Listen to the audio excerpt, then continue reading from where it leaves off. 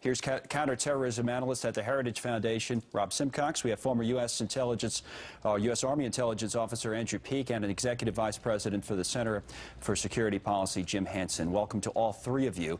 Rob, let me start with you to that question of how big of an impact is. The conventional wisdom is it helps the far-right candidate, Marine Le Pen. Do you agree? What do you think happens tomorrow?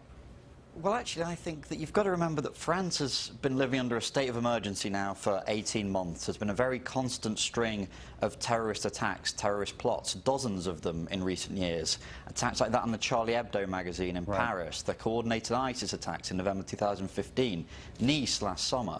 So if this has an impact, I think it will be because it's essentially the straw breaking the camel's back and French voters deciding that the status quo cannot go on, because we have to remember this is not normal, the amount of attacks that are taking place in France, and understandably French people are very concerned about it. Well, to Rob's point, Jim, this has happened before, not only in these most recent attacks, but they went through it in an election in 2012 when there was a terror attack in the final weeks of that election, and the impact didn't really go the way the conventional wisdom was predicting it would. They thought maybe at the time it would help Nicolas Sarkozy, an incumbent, a conservative, but in fact a socialist one, if you remember, Jim, that time around, and Francois Hollande. So it's tough to predict politics, whether it's here or there, right?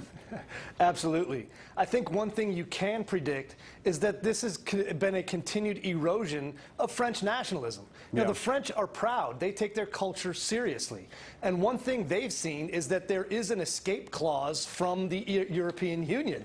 The British did it. You know, they saw that this is no longer a done deal. So as French culture reasserts itself, as they look at, you know, the open borders, free travel, the mass of immigrants that have come in and have not assimilated, they say, why can't we be French again? And I think Marine Le Pen represents that sentiment, and I think that's going to help her. Whether it puts her over the top, we'll see. They're French. Well, you brought up the British, and you're right. That is kind of the lens everybody is looking through this with. And before we go to Andrew, let me go to Nigel Farage, of course, who's become famous for that Brexit vote that they had in the UK. As Ed said before our last vote break here, some people are using the term Frexit with regard to this French election, for whatever it's worth. I don't know why we need a term for all of this, but listen to what Nigel Farage had to say. If Le Pen was to win, then Brexit, frankly, was nothing. It'll be the end of the European project. That is dramatic, Andrew, the end of the European project. What do you make of it? Well, look, I'm not necessarily sure that's a great thing for the United States. I mean, if the European fractures totally, then all you have is individual member states being subject to more Russian influence and more Russian domination. I think he's quite right. It would have a massive impact in undermining some of the kind of PC culture that will ultimately, I suspect, doom populists and nationalists like Marine Le Pen at the ballot box, since she has to face a second-round election if she comes in the top two in this one.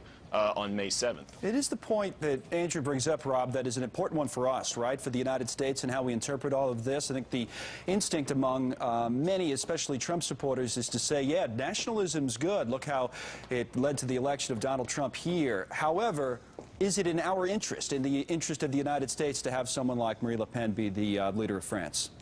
Well, taking Le Pen out of it for a second, I think that the European Union, you have to say, has got an awful lot of systemic problems and appears to be increasingly unpopular in Europe. Obviously, Britain epitomised that. There is a push not just for more nationalism, but for more sovereignty, more self-determination in Europe. I think these are principles that are obviously very familiar to American people, and Americans should be supportive of Europeans who want more sovereignty, more self-determination in their lives. Quick answer, Jim, just because we have to wrap this up. What do you think happens, and what would be the best case for the U.S.? I won't shed a single tear for the demise of the EU. I can understand, you know, the danger that a fractured Europe presents, but I think we can deal with the individual nation states. I think they're stronger without a Eurocrat culture running things. And so we'll see if Marine Le Pen wins and brings that. Either way, I think they're heading that direction. It's a very big story. We'll cover it some more tomorrow. Rob, Andrew, and Jim, thanks to all three of you.